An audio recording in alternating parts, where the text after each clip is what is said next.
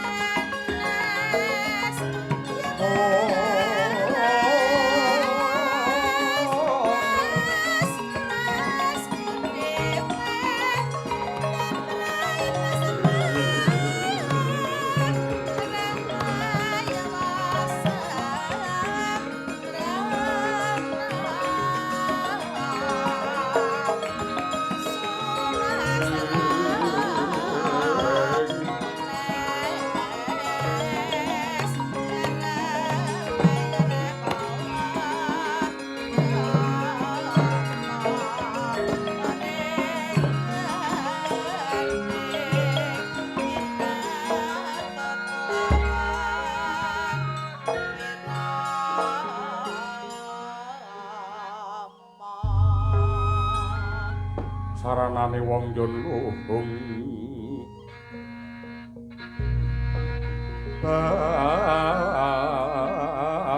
lopo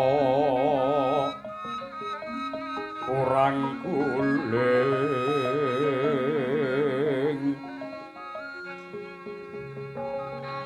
eling ngosolah jatmi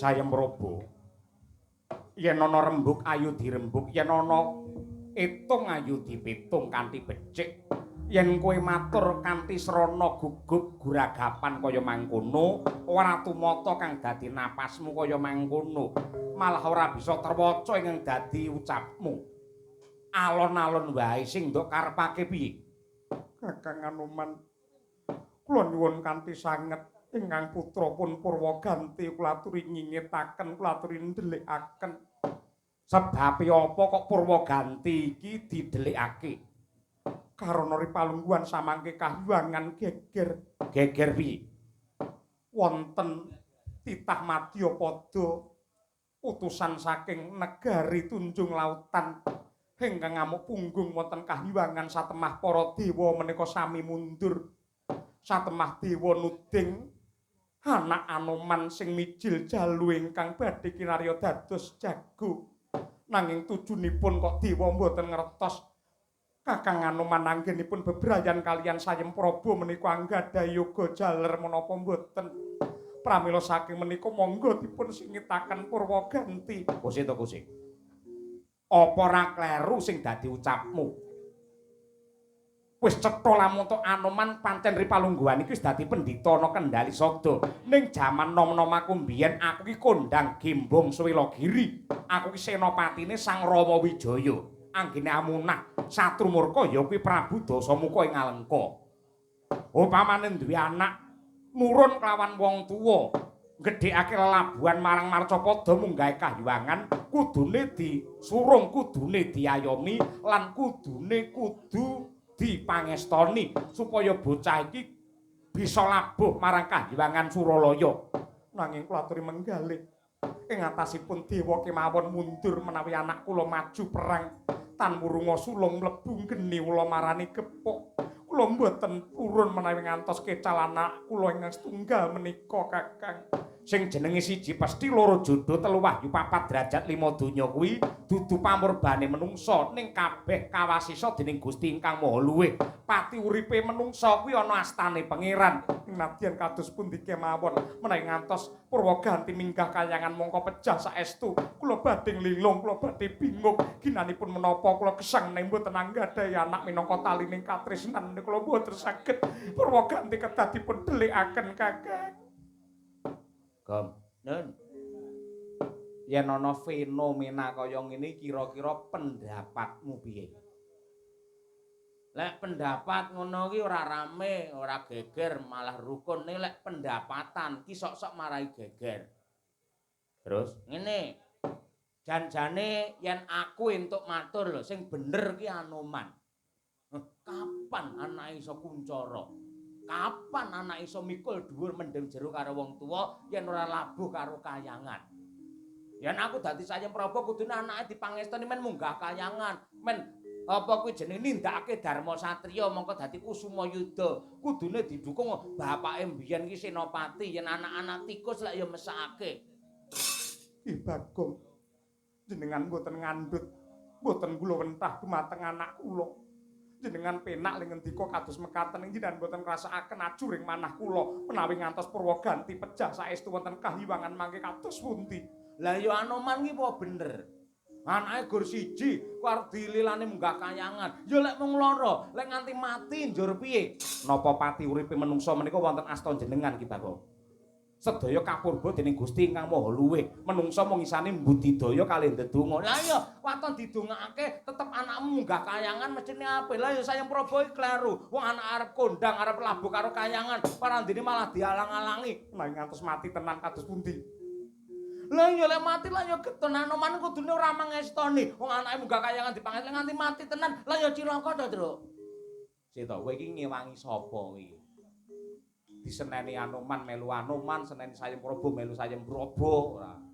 Aku pokoke ndi sing laris tak eloni ngono lho, Tru. Wong ra duwe pendirian. Dia pendirian lek luwe. Ayo. Wis karepmu ngono. Nuwun sewu, Kyai Semar.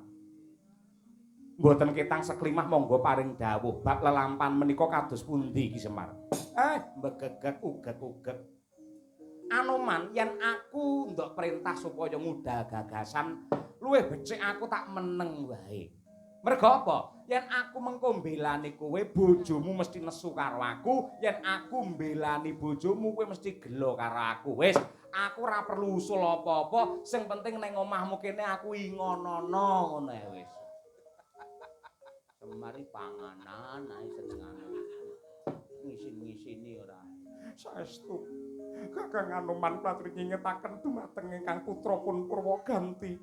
Nanging Kanjeng Ibu menawi saking batos kula, ceceking manah kula kepengin labuh dhateng kahiwangan. Menawi kedah pejah kula lila legawa minangka tumbale kautaman. Aja ngucap kaya ngono. Bayi wingi sore ngertimu apa? Kerang rasake abote kaya apa dadi ibu pur. Ora kaya ngono kuwi. Kakang Anoman saestu kula nyuwun sepisanji menika ingkang putra kedah dipun dhelikaken. Nedha gayungga kono sira Ramandaya pati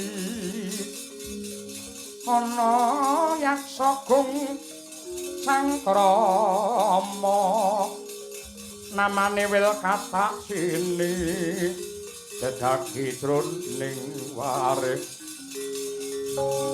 Bathok ulam tanpa tuwa waladalah jagat Dewa Bathara yektine bab iki cengkah kelawan batinku ning gandeng aku ditangisi karo bojo yen nganti aku ora ngabulake tan wurunga iki mengko malah dadine ora prayoga kula kang mangkono ngger Purwaganti wonten dawuh Rama Ripalungguhan iki kowe ndelik ana ing sana panepen.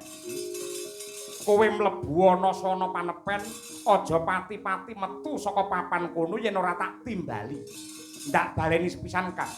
Kowe mapana ndelik ana sana panepen, aja pati-pati metu saka kono yen ora ndak timbali.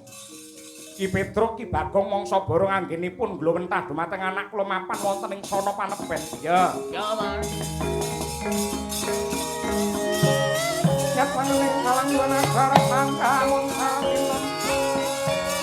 Matur nuwun kakang.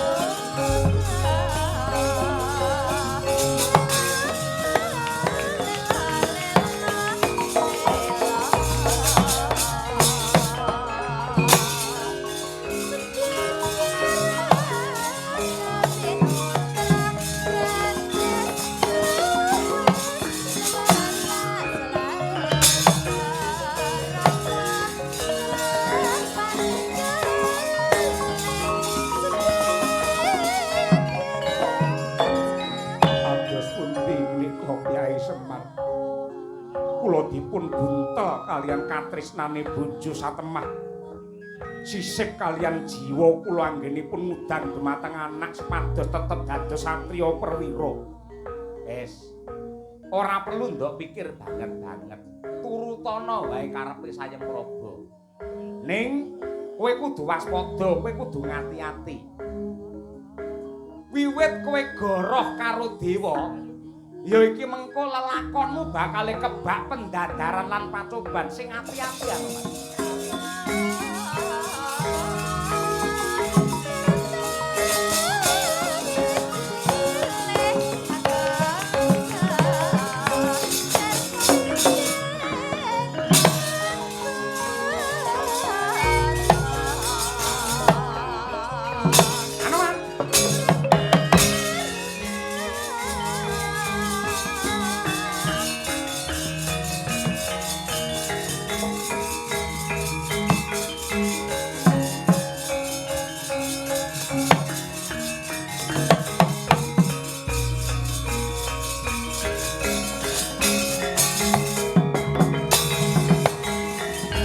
Anoman malumpat sampun prapteng witing naga sari mulap mangandhap katingal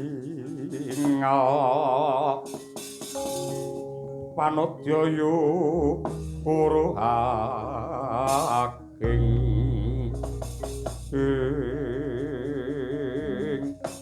Sang Hyang Pukulun Bathara Narada sarawuh jengandika wonten ing Kendali Sada kula ngaturaken sembah pangabekti mawantu-wantu kunju.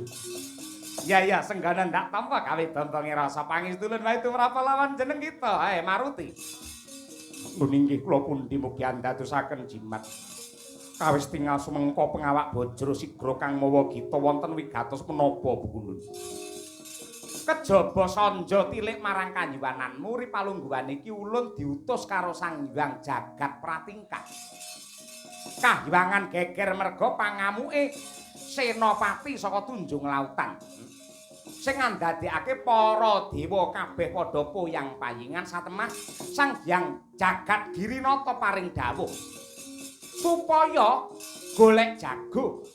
Manut pangandikane Sang Hyang Bathara Guru ora ana titah sing trep minangka jagone dewa ngundurake wadyabala saka Tunjung Lautan kejaba mung anak Anoman sing metu lanang.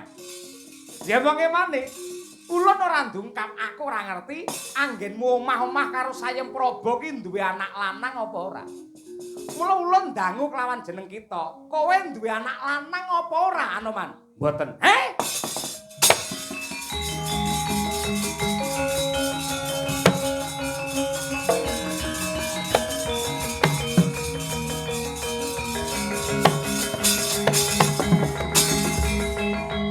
Aja ngapusi dewa. Nadyan kaya ngapa lan kepiye, wujudmu pancen Rewanda Seta ning jiwamu jiwa perwira Anoman. Apa meneh jeneng kita ki dadi pendhita mapane dipundi lan ditata, dipundi pangandikane ditata rasa bawane. Ya gene kok semune kowe ngapusi karo dewa. Kowe duwe anak lanang apa ora? Mboten gadah. Ora perlu kowe kumbi yen pancen duwe tak gawane munggah kayangan, anakmu ora bakal mati ning bakale saya sekti saya digdaya kajuwara merga bisa munah satrumurka ing mapan ana Kahyangan Suralaya. Aja ngapusi. Kowe anggene omah-omah karo Sayang Praba duwe anak lanang apa ora? Mboten gadah. Wani sumpah.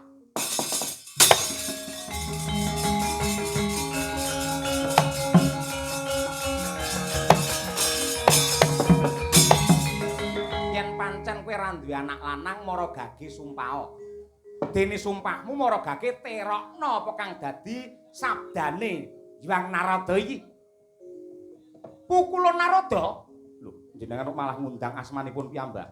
Lho, terokno iki lho, Nyuk. Pukulun Narada. Pukulun Narada. Kula mboten gadah anak lanang. Nggih. Nggih piye? Terokne no. Kula mboten gadah anak lanang. Kula mboten gadah anak lanang. Kula wani sumpah. Kula wani sumpah. Kula wani sumpah. Yen ngantos kula gadah anak lanang. Yen ngantos kula gadah anak lanang ayo. Yen ngantos kula gadah anak lanang. Kula piyambak ingkang badhe mejahi anak kula. Pukulun kok kados mekaten sumpahipun. Wis to ayo ditirokke. Kowe ndek anak lanang ora? Mboten. Lah iya tirono. Yen ngantos kula gadah anak lanang tur konangan dewa. Yen ngantos kula gadah anak lanang tur konangan dewa. Kula piyambak ingkang badhe mejahi anak kula. Ayo.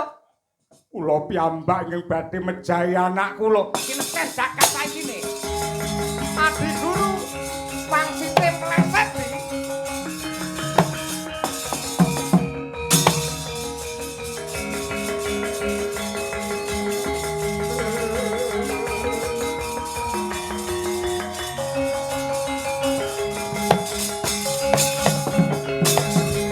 Anas dening Lutira Kawangwang ngekono kang sumirat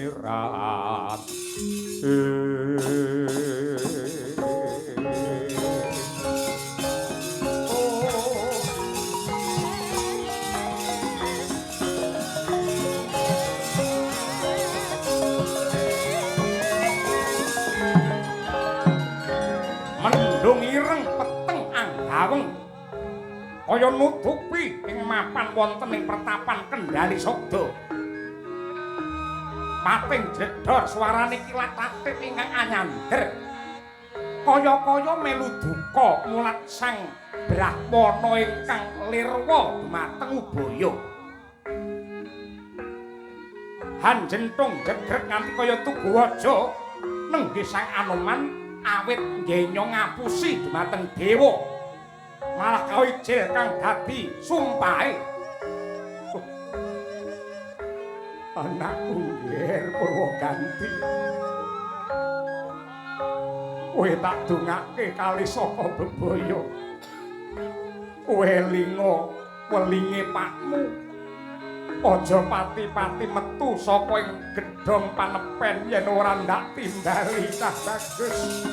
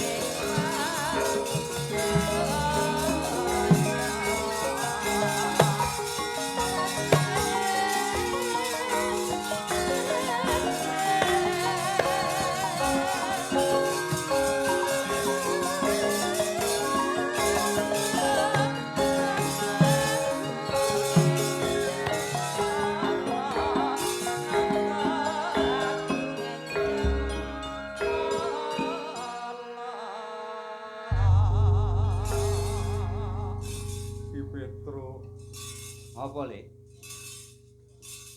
Yektosipun bab menika mboten cocok kalian manah kula. Tak apa? Kula pengin kados Kanjeng Rama Anoman anggenipun tansah ngagengaken dumateng lelabetan. Kula yektosipun pengin munggah kahyangan mongko dados jagoning para dewa. Aja ngono. Apik-apike anak yen manut karo mboke. Mesane mbokmu yen nganti iki ora manut karo panjenengane. Wis to, tak kancani ning kene karo Bagong, ning sono panepen kene. Wong nyatane nggone adem kaya mengkene, ora ana sing ganggu gawe. Wis to, dikrasan-krasanke mapan ana kene, aja ninggalake papan iki yen ora ditimbali karo bapakmu. Tak kancani ning kene Pur, aja kuwatir. Jajar rokokmu apa? Aku enggak ora. Wis to ora. Iki berase. Hah? Berase. Kula niku bingung. Ning nyatanipun napa kula betah mapan wonten ing sono panepen awit wonten paribasan gending langit kelap-kelap katon lerekin sanging alis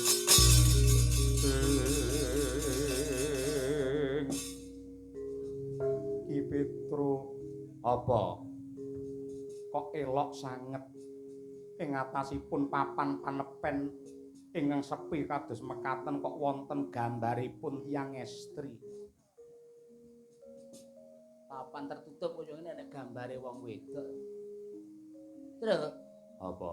Anoman to sing sok rene. Iya. Aja-aja tinggi bahan Anoman iki. Dengkul mlocoke pendhita. Lah pendhita lah akeh wong ning kene lah ya dhewe dhek. Lho kok tak kepruk ndasmu kencur ya ora. Malah menika wonten tulisanipun mapan ing arga dumilah Ki Petruk. Apa? Arga dumilah niku pundi? Panekan ngetan terus. Niku lak kula nate mireng niku lak kayangan to. Heeh, ning ora perlu dirembuk kaya ngono kuwi, ora perlu. Naminipun Candrarini. Ing atase gambar nek kaya urip-uripa. Iso nyawang yen ora ketemu nek ora marem. Iso ketemu lek ora salaman kok ora marem. Iso salaman yen ora gojekan nek ora marem. Gojekan yen ora saya cedhak lingguhe ya ora marem. Ya cedhak linggu yen ora njiwit nek ora marem. Njiwita lek ora njiwit sing kuwi kok ya ora marem. Aduh. Meneng wae iki kon jaga malah ngompor-ngompori kaya ngono. Wonten seratanipun ngandhap menika Candrarini. Pare menika naminipun Candrarini mapanipun wonten Arga Dumilah. Arga Dumilah menika pundi? Arga Dumilahe kayangane Bathara Yamadipati. Yen kowe pengen munggah kayangan liwata Gunung Himalaya terus menek Andorante tekan ana alun-alune kadewatan ya kuwi kowe bablas terus ngalor aja mandeg-mandeg yen ora tulisan Arga Dumilah. Yen ning kono mesti bakal ketemu karo sing jenenge Candrarini. Kula nyuwun pamit.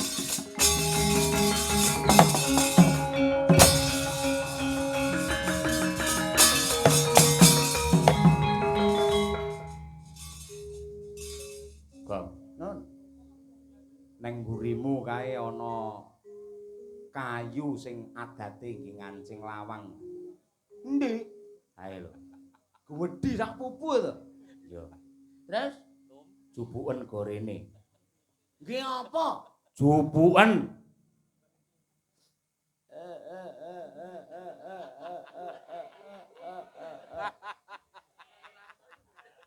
Kowe malah kasar karo aku ora.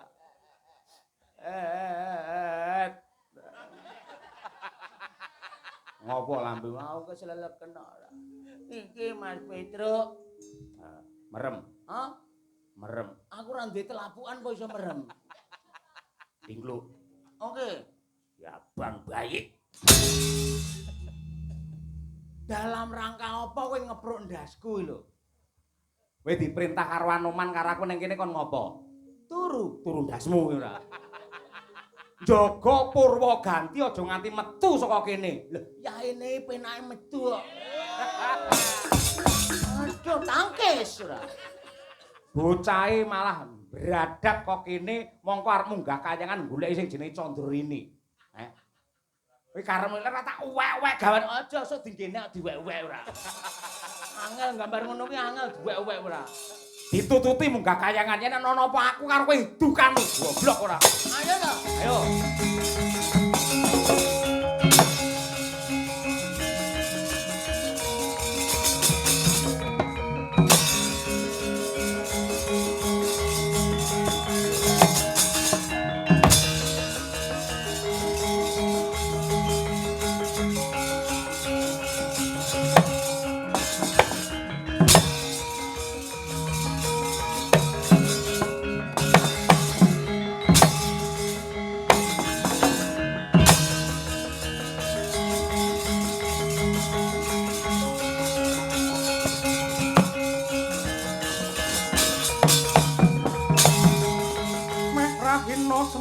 Bang Haruna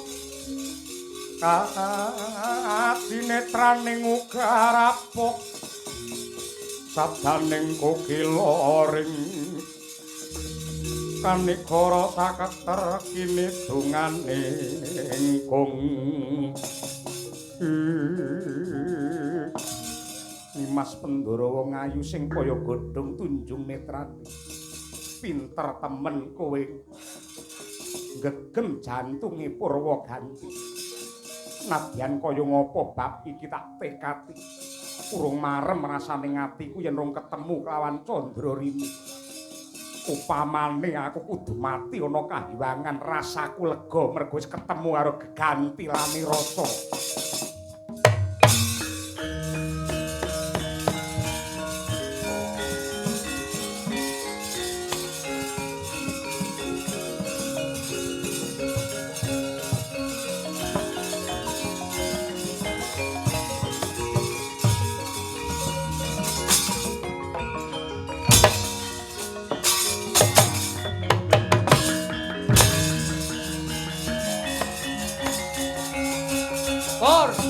Purwaganti.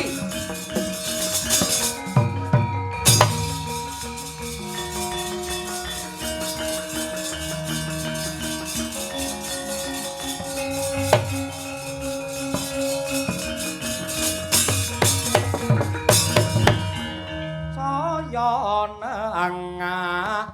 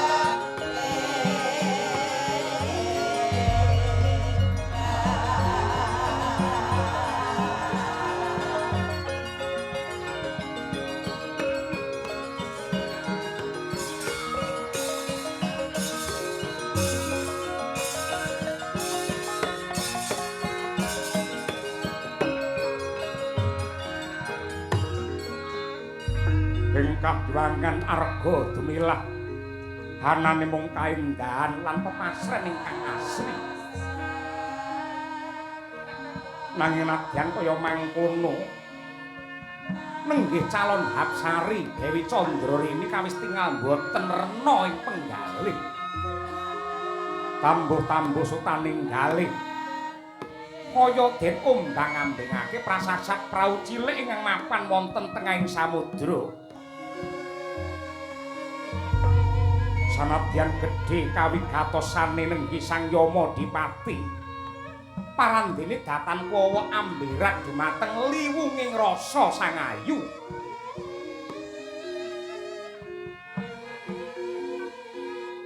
Mangkono kawijil pangandikane lamun to kawiya sing lesan.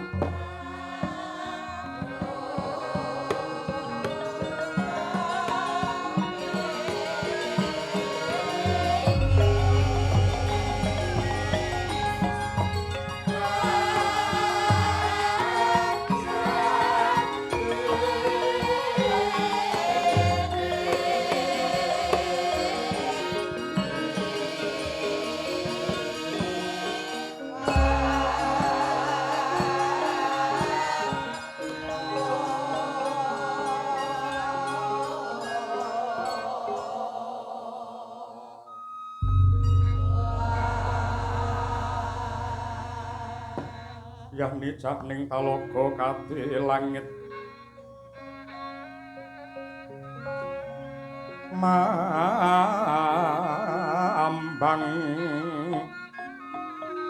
tang pasulan upamaneka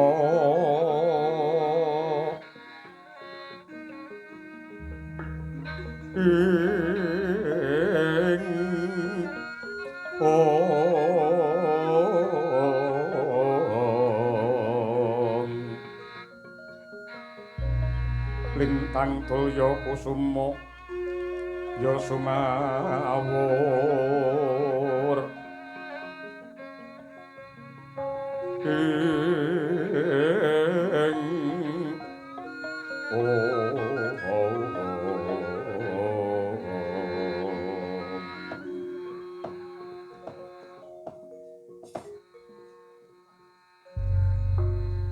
Lho, Rini. Wonten dawuh pukulun. Krasan ya nduk mapan ana arga dumilah. Nggih. Kula namung nderek kemawon kalian keparenging dewa. Ning janjane aku nyawang kowe mesakne. Ora kaya lelakonmu, Rin. Nek mesake kalih kula dasaripun menapa? Nduk. Apa, Mak? Ngantuk, Nduk. Mboten. Kula mboten nate ngantuk menawi pengin langsung dilem ngoten mawon. Oh, ora apa-apa, ora patut babar pisan.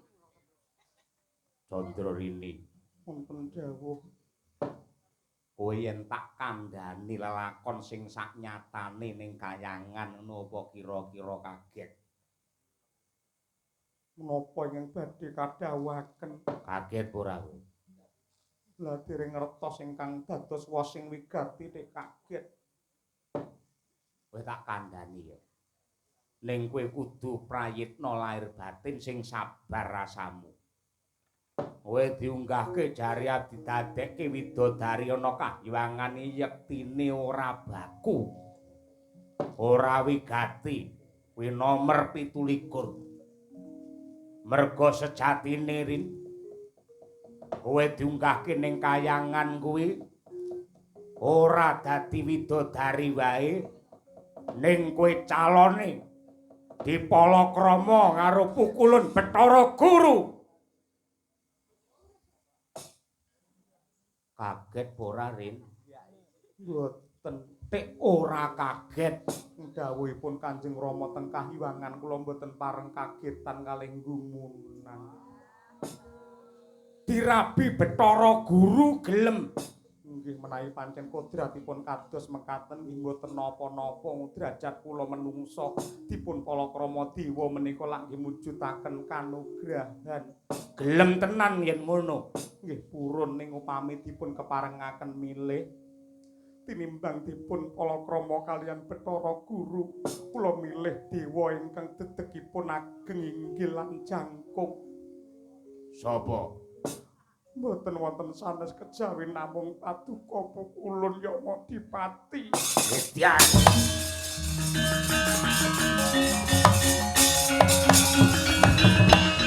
Ada meneh. Ngono tenan nggih. Saestu Nyatanipun kula tentrem mapan wonten ing arga dumilah mriki. Ya, yen pancen ngono tak antep pisan. Nadyanto iki mengko tan urunga geger kowe tak kandhani. Dewa sakanane ning kayangane kabeh do njilingi yen ngerti kowe. Tanpa beda kaya aku jan ya tresna karo kowe, ning aku lak ya iso nyawang, iso mawas diri. Mosok jenenge Candra iso gelem karo Yamadipati. Ning gandeng Ripalungguhan iki kowe gelem tenan. Entenono sawetara aku tan urunga mesti bakal dilereni, dipecat saka dewa. Aku dipecat rapopo. Mudhuning Marcapada urip karo kowe ra masalah. Sing penting aku iso bagya mulya karo kowe. Entenono kene tak cepake sandangamu minggat saka kahyangan wae. Entenono.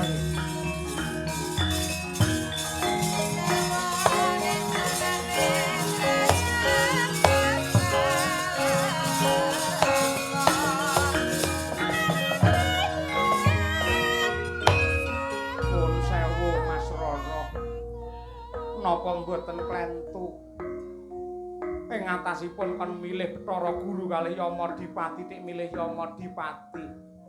Kula kemawon ing dapur kula elek kados ngaten tinimbang dirabi Yamadipati luwih becik awak kula pakake kirik. Kaya barongan ngoten kok dipilih. Mbang, kowe aja kleru. Ripalungguhan iki aku bingung. Mung diombang-ambingake jare diunggahke ana kahyuwangan bakal dadi widodari. Ning nyatane bareng ning kayangan mung titip-titipake ora ana cethane lelakonku kepiye. Aku kepengin lunga saka kahyuwangan, aku kepengin mudhun mring Marcapada. Sumpahe Candrarini, lamun ana priya sing gelem nganti aku mudhun mring Marcapada. Ya priya kuwi sing bakal tak suwitani donya nganti tekan akhir.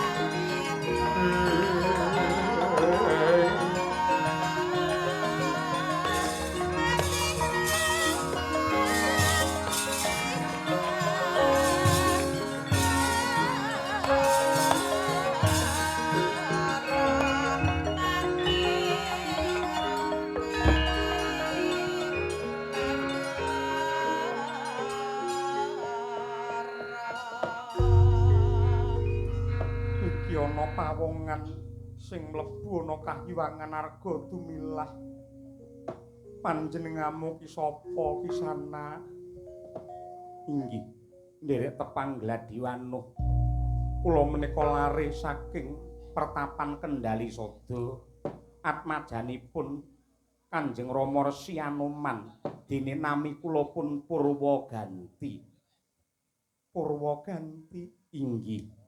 Sing mburi irunge dawa kuwi sapa? Kula Purwa Petro. Mburi dhewe lemu Purwa Bagong.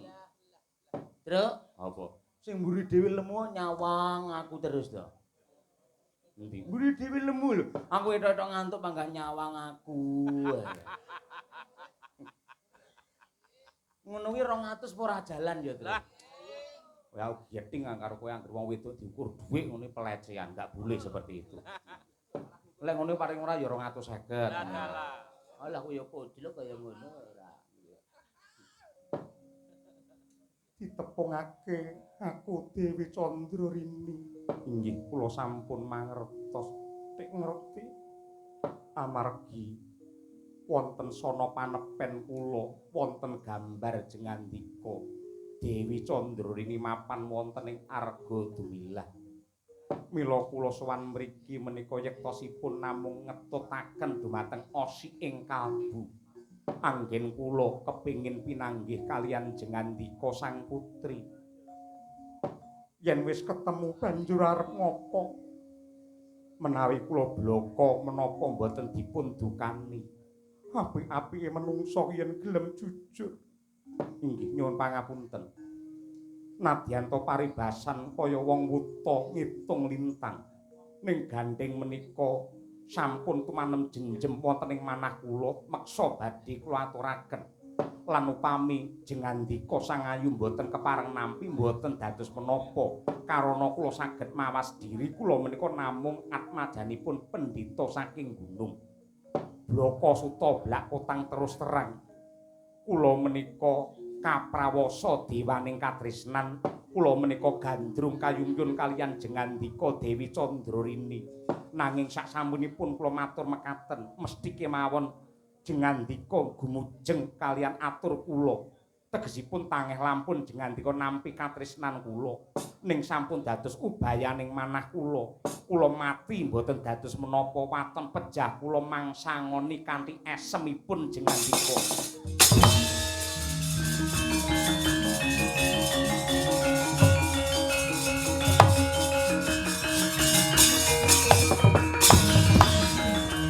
Bambang Purwaganti ucapmu bisa nyeblokake jantungku. Ya mung kowe sing tak anti-anti, kowe sing tak tunggu-tunggu. Aku gawanan lunga saka kaliyan.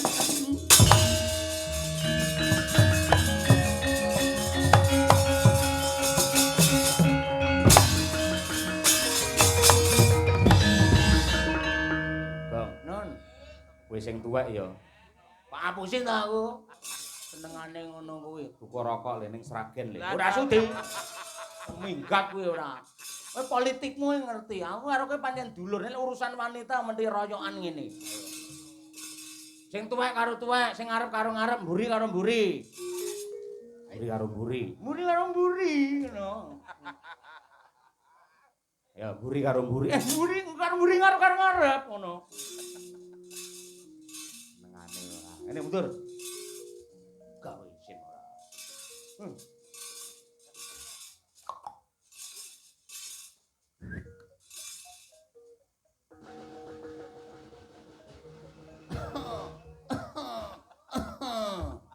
Lek badhe pecah pun dimpen lho, Mbah. Jenenganipun napa? Nami jenengan sinten? Kula Petruk. Nggih, Petruk. Kula tresna kalih jenengan Kyai ageng inggil ngoten niku sing dados kula gandrungi ngoten niku merga enten paribasan. Ngono wae. Ya. Sini.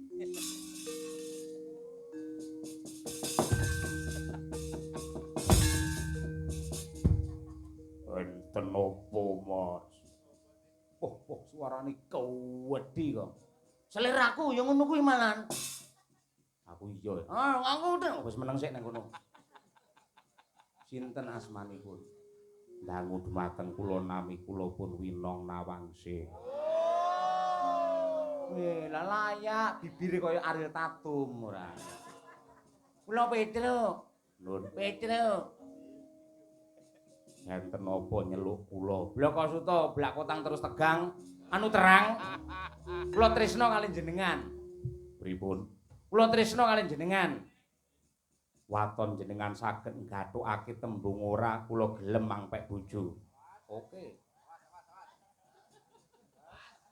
Tak pek bojo gelem ora? Ora. Tak jak omah-omah gelem ora? Ora. Dadi garwane Petruk gelem ora? Ora. Wedhus iki turu iki manane. Ayo, kowe lho wis senengan. Cak omah gelem ora? Ora. Siap-siap. Oke. Pek bojo gelem ora? Ora. Bebrayan karo Petruk gelem ora? Ora. Ayo, ayo. Ayo to lu ngomong piye? Ora plinteng dasmu ora. Kula yen kalih jenengan niku nuwun sewu, selera kula mboten piyai sing dhuwur-dhuwur ngoten niku. Mergo wong wedok sakniki remen kalih wong lanang sing wetenge gedhe-gedhe ngoten niku. Kalah set gue. Pergi sana. Ada apa sayang? Jenengan lah asmane Mas Bagong. Heeh. Daleme pundi? Cedak tol. Piye? Kula tresna kalih jenengan. Oke, aku ya tresna karo kowe, ajene padha tresnane. Tegese awake dhewe keplok. Keplok tangan loro iso muni, lek tangan siji ra iso muni. Nggih saken muni sijine kalih pupu. Pupumu piye kene tak keploke. Gong genti piye wong sing pitung genti-gentine. Pergi kana ora. Ki Bagong. Apa? Kula teng mriki ini mboten gadah napa-napa. Mbok kula niku wau lara paru-paru. Terus Kula butuh anggaran kathah niki. Kula mangkeloni mboten napa-napa waton jenengan maringi dhuwit kula 500. Truk, Apa? nilai dhuwit 500 ya, Truk. Ya apa? Ora iki butuh iki penting banget iki. Mesti yen njaluk dhuwit 500 ta kae. Ora, Alah njaluk dhuwit. anu to 500 to, Mbak. Nggih, mbok kula nika lara paru-paru. Niki gangsal atus nih. Kula tambahin iki 600 malah. Nggo 600 iki. Matur nuwun. Lek matur nuwun, Kula pun manut pasrah bongkokan kalih jenengan. lek pasrah ya kene to. Asem iki. Apa-apa kalah karo Bagong. Pancen nasibe wong semene ana tangane Bagong. Wah, nganti apa-apa sambat karo jo takon dosa ora.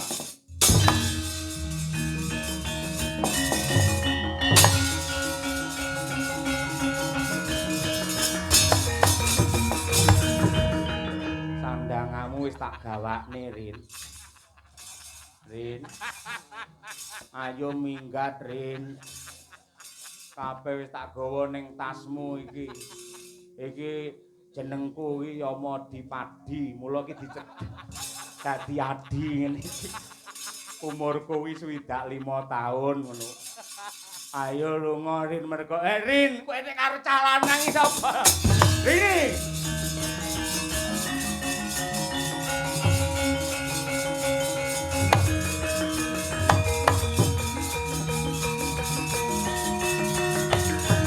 Rini.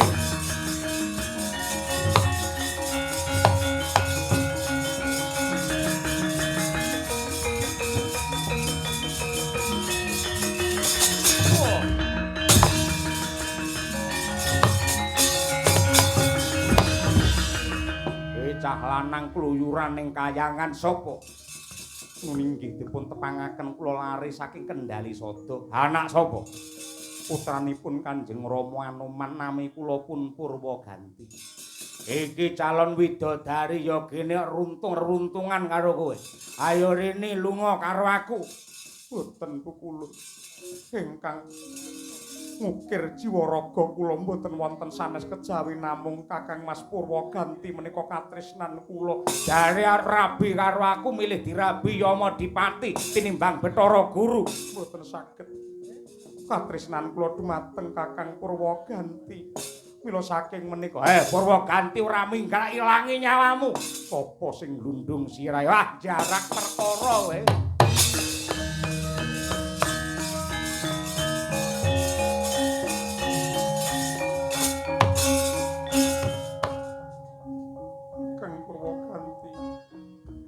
Sing ngantos-antos kula dongaaken saged jaya wonten ing Rananggana. Ngulek mataku setan alas.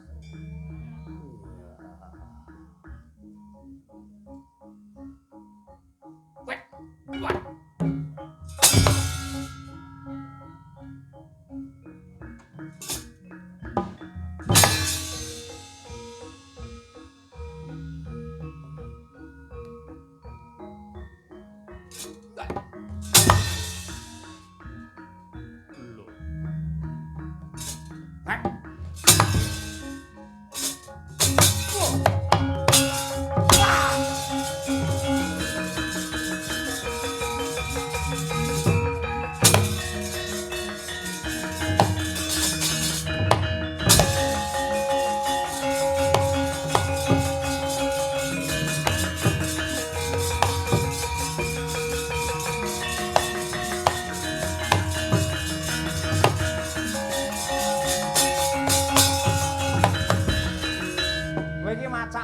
ora iso ngangge asido kaya ngono lho. Asido denggele niku kula diantemi wong. Lho, sapa sing ngantemi wong lan wong sapa sing wani munggah kayangan? Niki wau jenengan kula aturi pirsa nggih Bu Kulun. Rini niku kula blakani lamun teteng kayangane arep dirabi karo Bathara Guru. Dheweke niku mboten kaget malah matur tinimbang dirabi karo Bathara Guru luwih becik dirabi kalih Yamadipati. Lah kula bingung. Rini ajeng kula jak minggat saking kahyangan bareng kula tata-tata malah dhewe rangkul-rangkulan kalih wong lanang. Kula lajeng muntap badhe kula ajar tiyang jaler kala wau duwe kaprawiran ngedap-ngedati satemah kula kalindhing yuda. Wong lanang sapa? Bayi wingi sore Jenenge Purwaganti. cah ngendi? Kendali Sada anak Anoman. Lah Anoman ngapusi dewa to. Anoman.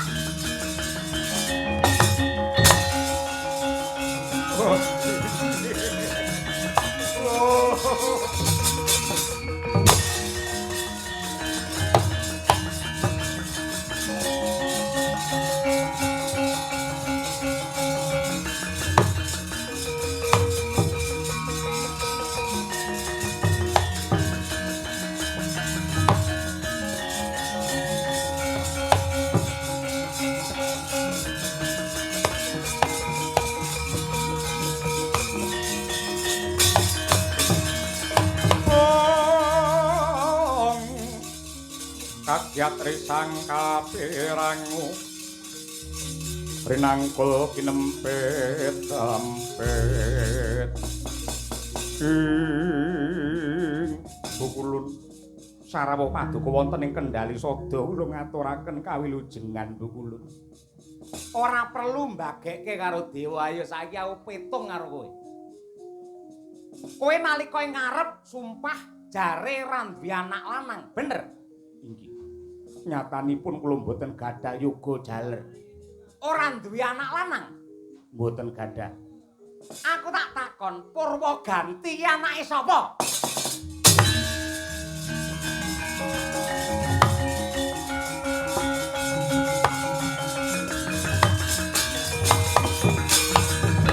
Bukulun gandeng ripalungguhan samangke Kendali Sada meh kemawon panen. Kula niku nandur terong. Monggo kula dherekaken ningali kados pundi terong-terong ing mapan wonten ing Kendali Sada. Ora butuh nyawang terongmu bungkik apa le. Saiki kowe mung bakal ngapusi karo dewa. Ning ngarep jare kowe ra duwe anak lanang. Purwaganti anake sapa? Purwaganti gawe geger ning kahyangan beradat calon widodari pisan jenenge Candrarini. Mongko ing ngarep kowe sumpah nang ngarepe Narada yen nganti anakmu konangan dewa kowe dhewe sing bakal mateni. Kira-kira kowe bakal mujuti sumpahmu pareng ngapusi dewa meneh. Ngapusi meneh kowe.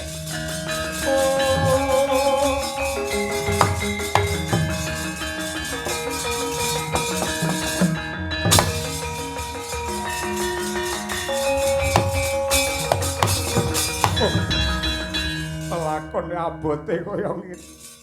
Kebangetan kowe Purwaganti. Kowe kebangetan.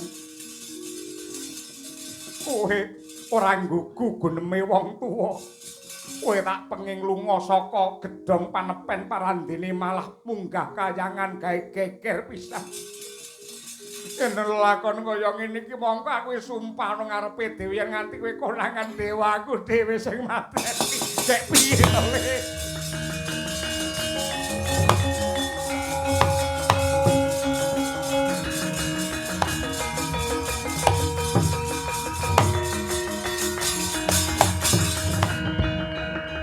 Kandak trimo apa anane Kakang. Wong tuaku iki kethek ki munyuk. Munyuk ki derajate sak ngisore menungso. Mboten napa-napa.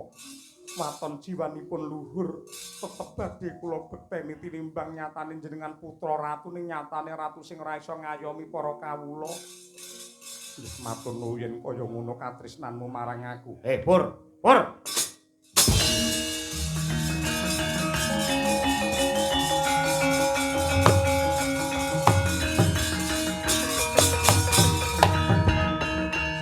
Pangabekti kula katur Kanjeng Rama. Yayi Candrarini ya iki wong tuaku ingkang ukir jiwa ragaku. Kanjeng Rama, kula ngaturaken sembah pangabekti kunjuk wonten ing ngarsa paduka Kanjeng Rama. Nduk kowe mundur luwih dhisik. Ana bab igati sing bakal ndak rembug karo Purwaganti. Mundur. Nggih. Purwaganti, Wonten dawuh. aku mbiyen meling apa karo kowe? Kowe tak perintah supaya mapan ana ing sono panepen, aja metu saka kono lamun ora tak timbali. Ning nyatane kowe wegah nampa warah nampik marang pitutur becik. Kowe malah munggah kayangan gawe geger nyolong widodari pisan. Mongko ning ngarepe Dewa Anoman ki wis sumpah yen nganti kowe konangan karo para dewa, aku dhewe sing arep mateni karo Purwaganti. Yen lakon kaya ngene iki njur piye? Deringipun mejahi dumateng ingkang putra kula mangpejahi langkung rumiyin karana yektosipun ingkang anggadhahi usul menika kula Purwaganti mboten lepat kula ingkang kleru monggo mejahi dumateng kula kemawon Kanjeng Rama. Piye lakone abote kaya ngene. Ya, nadyan kaya ngapa lan kepiye? Sak galak-galak ing Sardula ora bakal tega tegal mangan karo gogore dhewe. Mula Ripalungguhan iki bakal tak reka daya meh kowe slamet Purwaganti. Kok reka piye neh? Kok reka ngapusi dewa neh kowe? Ngapusi dewa neh kowe.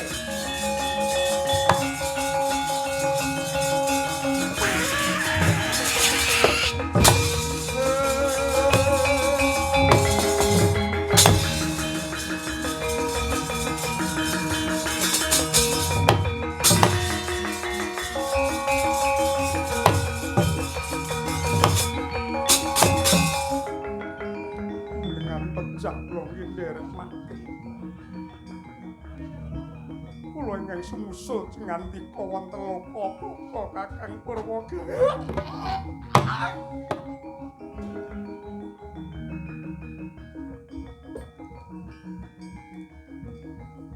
Aku ora duwe-duwe ngetutne ae to.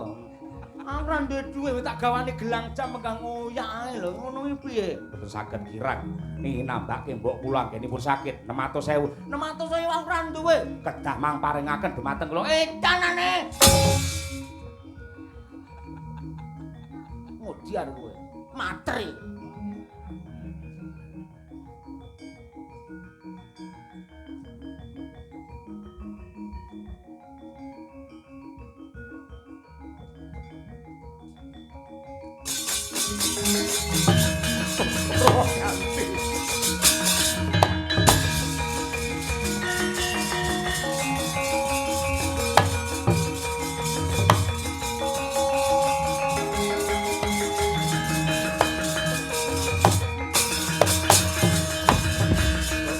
Tap lereke netap supaya yaksini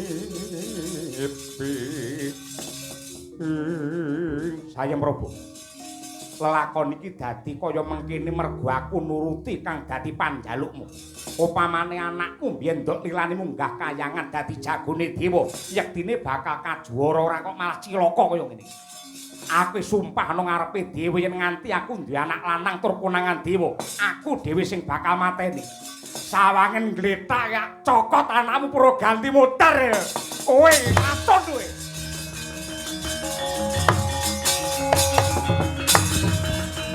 Bola bali kowe mbiyen wong Ngalengka. Kowe bojone Dasamuka. Mula kowe mung racun ngrusak anggenku omah-omah anggenku tresnani kelawan anakku Purwaganti. Gandeng anakmu mati mergo kowe. Kowe kudu melu nusul gigit jangkamu kowe. Ano Mas?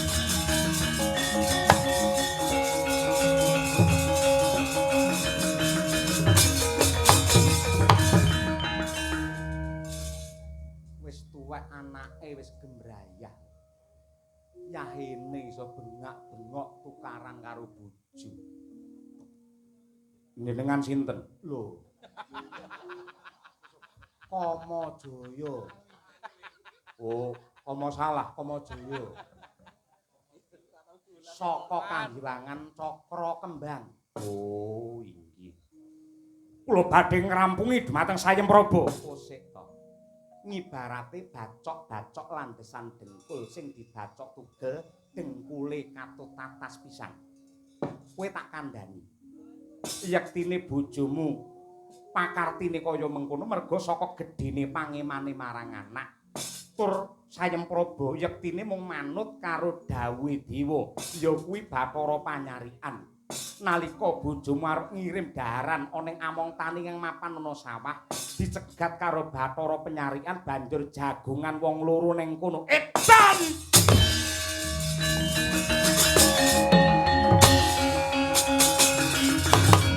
Kowe kencan karo Bathara Panyarikan.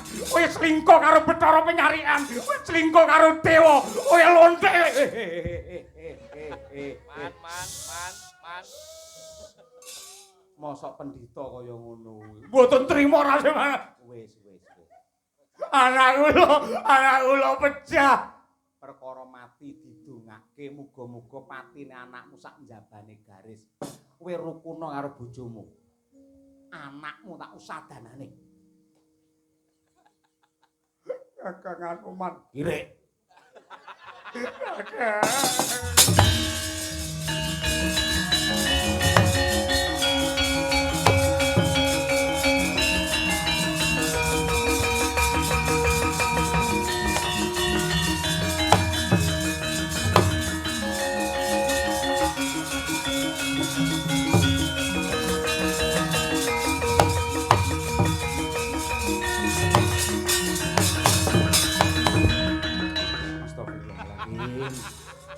Subhanallah.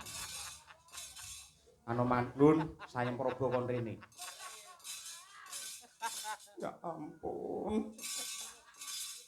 Sayempraba tulungane kowe wong wadon kuwi benakno sik. Supaya ngono iki. Bene ben kapok, syukur. Ngapes menelakonmu tondo. Ampun kukulun.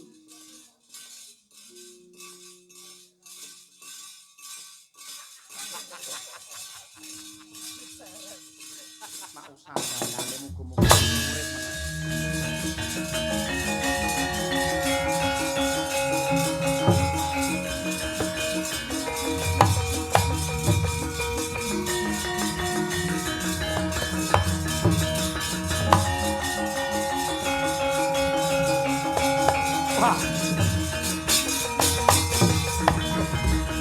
pun Rama njaluk pangapura ya ngger Purwaganti. Lelakonmu dadi kaya mengkono merga kurban saka wong tuwa sing banget ngeman karo kowe satemah nutup marang ketrimaning uripmu. Yektine yen bapak ki condong rumajang kowe dadi jagone dewa, merga digandoli karo mbokmu. Irek kowe. Wis. Iki lho sing jenenge karo anake barang itu tukaran karo bojo ku ya pantes ngono. Disawang karo anake. Lungguh, kok gah teng mriki kula mriki mawon. Ya wis ngono sapenakmu ngono. Haram kula kali.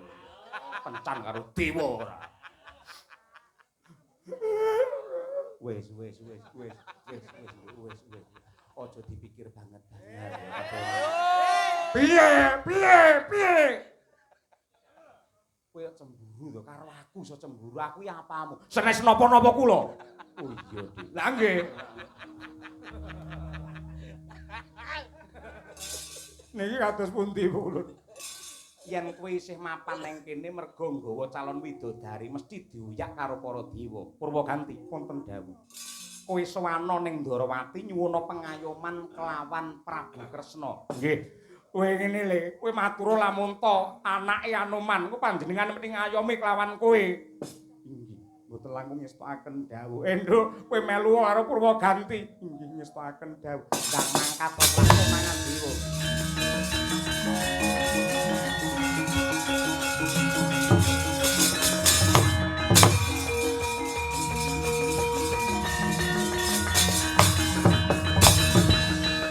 Nuwun nggih Bu ulun ngaturaken panuwun dene jengandika dados lantaran paloyanipun anak kula ingkang katriwandan kala wau. Iya. Sing baku anakmu wis wilujeng. Lah gandeng lelakon iki wis padhang, wis Antarane bojo aja nganti ana dosa, ana rasa ingkang sengit mangigit-igit, mara gage padha ran ing ngapuran. Kakang. Ada. Swantene nek ngono kaya diceluk Mbak Tuti. Ada. Nyuwun pangapunten dipun dongaaken ingkang putra saged wilujeng niskala. Iya, aku ya njaluk ngapura. Aku kalimput, aku kleru. Kakang. Sayem Prabu, Kakang. Sayem Prabu. Kakang. Ya ampun malah watuk. Anjinge ora senengane.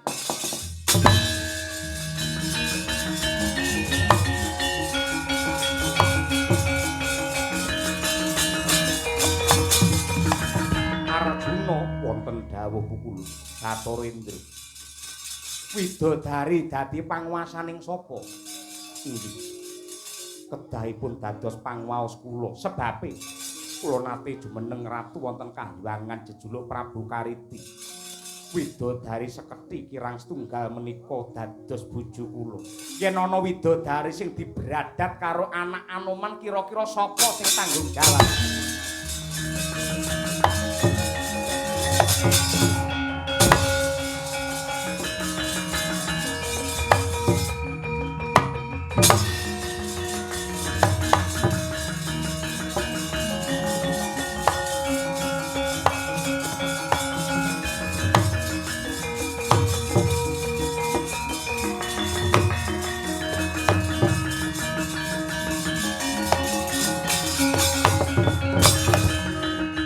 Raden Arjuna sungkem kula kunjuk Raden. Iya ndak tampa kowe anak Anoman Purwaganti inggih. Kowe sing nyolong widodari kahyangan. Mboten kok nyolong nanging menika awit saking pikajenganipun Dewi Candrarini ingkang mboten kraos mapan wonten Suralaya karana katlikung kalian nepsunipun para dewa. Mbah Raidep. Ripalungguhan iki Candrarini kudu kok balekake. Bakal ndak kanthi tak gendong tak unggahke ning kahyangan dadi Hapsari. Mboten saged. Sakmangke sampun gambuh raos kula kalian Candrarini ora gelem ngulungake tak pecah sirahmu. Kula wani kalian dengan dika.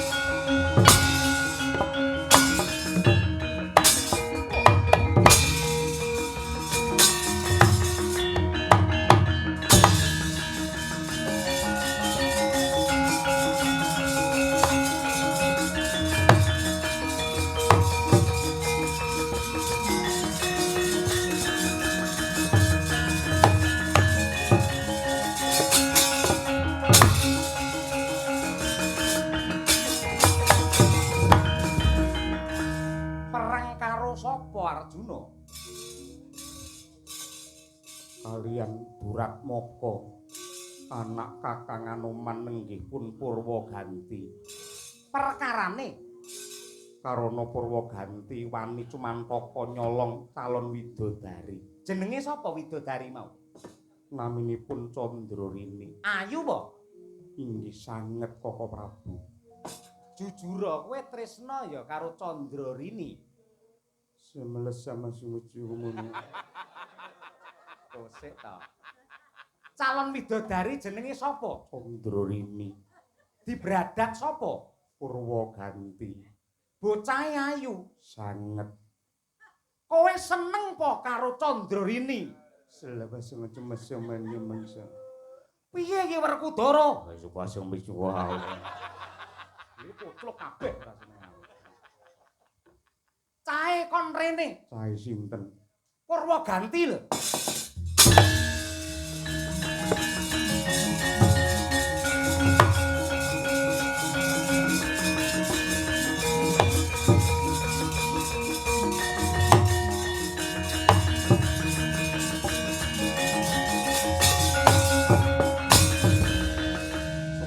Unjuk paduka Sinuwun Prabu Ndarawati. Ya, anak Anoman ya. Inggih. Kok sik kowe tresna apa karo sing jenenge Candrarini? Inggih. Raos kula sampun cundhuk kaliyan Yayi Candrani sami-sami kaprawasa dewaning katresnan. Arjuna ya seneng karo Candrarini. Semase kemeje-meje kaliyan. Wis ngene bae menadil. Ora nyawang Purwaganti, ora nyawang Janaka. Gandeng musuhe dewa ki ratu saka ing tunjung lautan ya kuwi Prabu Linggagarda. Sapa sing bisa mateni Linggagarda ya kuwi sing menang Rabi Candrarini.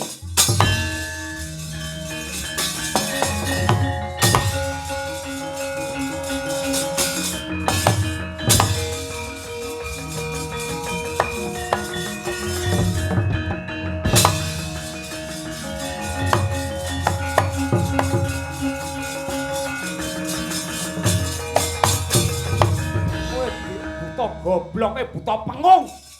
Ora nek critane dina kok Selasa kliwat. Sasi kok Jumadi lawas ora denggelmu mlotot apa enek. Kula nyuwun pangapunten dinuwun jare dewa ngaten. Kowe iki diapusi karo dewa paling manut wae. Mula kang mangkono yaksa daur. Gandeng kowe mendho kowe bodho.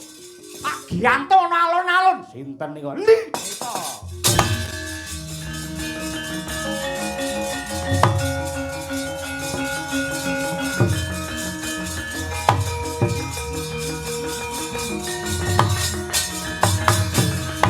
Ampun.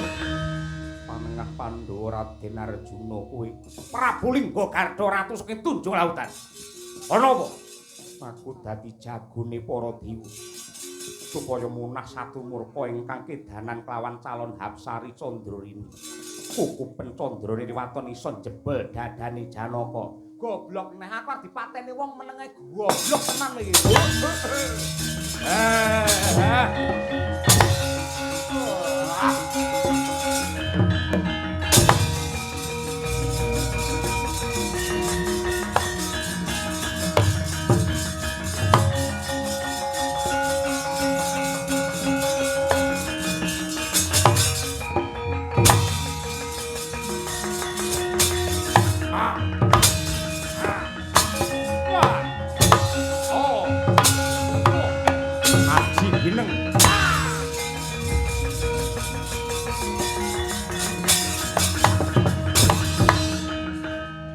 Aji Gineng pecah siramu. Ayo sapa sing ora trima?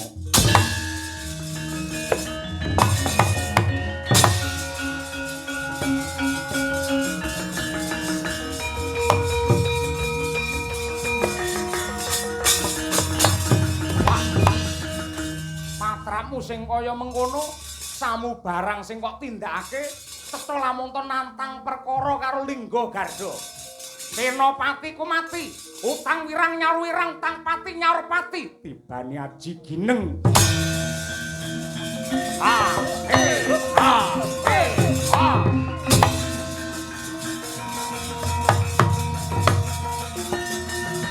Aji Gineng.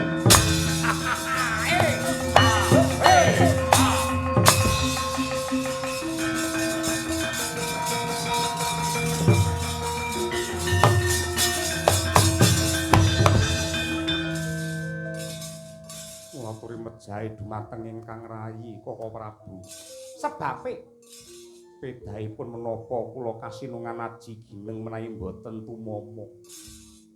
Kok tibake sapa to Aji Gineng? Ingkang sepisanan kula tibakaken dumateng Senopati saking negari Tunjung Lautan, ambyar sirahipun. Ning dupi kula tibakaken dumateng Prabu Linggagarda. Mboten tumama Koko Prabu. Ora ana dayane. Mboten wonten. Sing aku tak takon. Lek mun nibake aji gineng nganti pindho ganti dina apa ora? Mboten. Kowe ora ngerti pengapesan aji gineng. Gineng ki kena ditamake sedina sewengi mung pisan ji kuwi tok. Lah kowe krasa penak mindho ngono kuwi senengamu. Senengane. Ora kena sedina sewengi mindho ya ngono kuwi ora. Mindho kena ning tambah neh ora ngono. Koko Prabu meneh. Wis ta pupusen. Kowe bojomu wis pirang-pirang jagatan. Mbok ngalah karo bocah ra.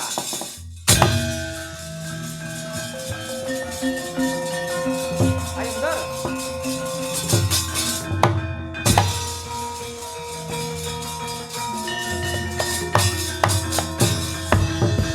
Yen kowe mung wadakan kaya mengkono Pur, ora bakal menang karo Lingga Garda. Lajeng kados pundi Rama? Tak bantu pun Rama sing tunggal jiwa kelawan sliramu.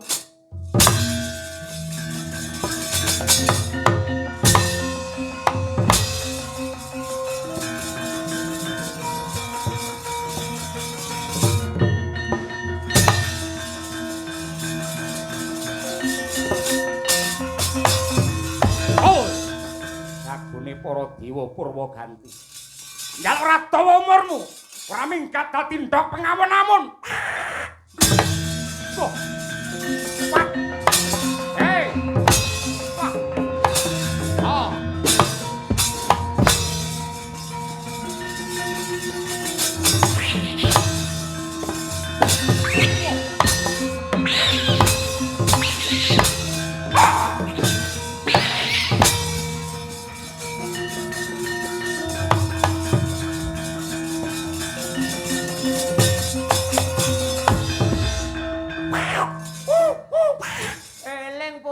Eling lali to lakon niki kowe.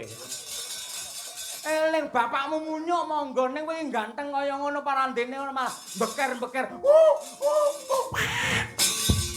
Por eling aja kaya ngono kuwi. Ngono kuwi ora prayoga. Ora becik gantenge kaya ngono dadi ketheki lho. Mergo kabeh mau lah ya gumantung rasane.